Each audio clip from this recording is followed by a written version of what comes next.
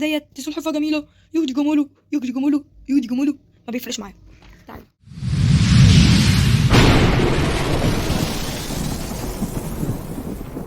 ازيكم يا حلوين بخير. النهارده نلعب لعبة ماينكرافت، بس مش اي لعبة كده وخلاص. النهارده هقول لكم تجربتي مع الهارد كور وانا عملت ايه فيها. احنا طبعا بنلعب هارد كور وباين تحت في القلوب. ايوه هشاور لكم عليها. طبعا الهارد كور بيبقى ليها قلوب معينة، وطبعا معروف ان انت لو مت يعني جي جي خلاص. علمك بوم راح على الفاضي. طبعا مش هنطول عليكم، ما تنساش اللايك والاشتراك وتفعيل الجرس عشان يوصلك كل جديد، ويلا نبدأ. طبعا يا شباب معلش بقى الفيديو ساعتين فانا هختصره كده على طول. وطبعا يا شباب زي اي بداية ماينكرافت بدأت اجمع خشب. انا عملت الكرافتنج تيبل وبدأت اعمل السيف والبيك اكس والاكس، وبعديها كسرت الكرافتنج تيبل. بدأت استكشف المنطقة بحثا عن موارد، بدور على حجر عشان اعرف اعمل بقية ادوات. بدأت اجيب حيوانات عشان اعرف اكل اكل.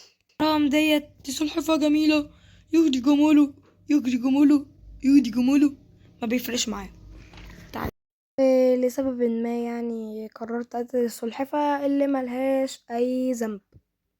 بدأت اجيب خرفان عشان اعرف اعمل منهم سرير، حجر وبدأت اجمع عشان اعمل منهم ادوات.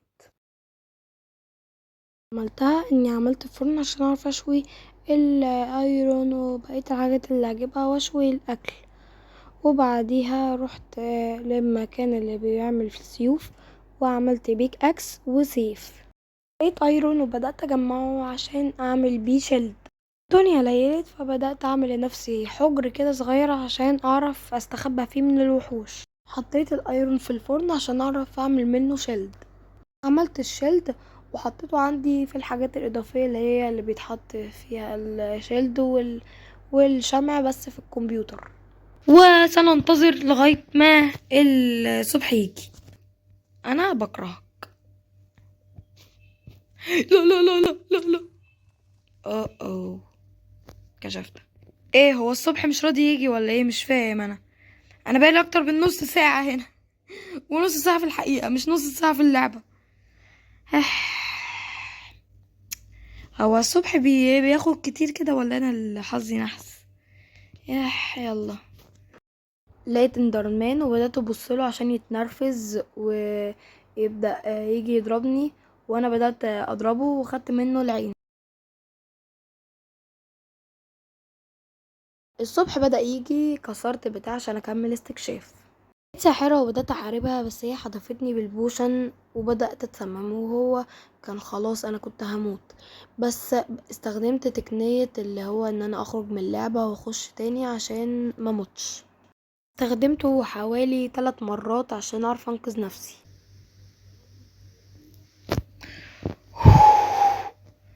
الحمد لله رجع. كنت هموت في ثانية. جمعت خروف كمان وخروف تالت.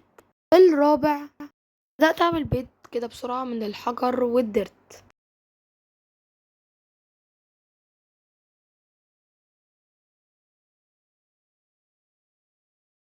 بدأت اعمل كرافتنج تيبل عشان نسيت الكرافتنج بتاعتي هناك، وعملت بعديها سرير وحطيته في المكان المعين. عملت باب وحطيته عشان الوحوش ما يجوليش. بعديها نمت عشان اليوم الجديد. وبكده نكون خلص الفيديو. انا عارفه ان الفيديو صغير بس عشان انا كنت مسافر فلسه راجع. طبعا ما تنساش اللايك والاشتراك وتفعيل الجرس عشان كل جديد، ويلا سلام.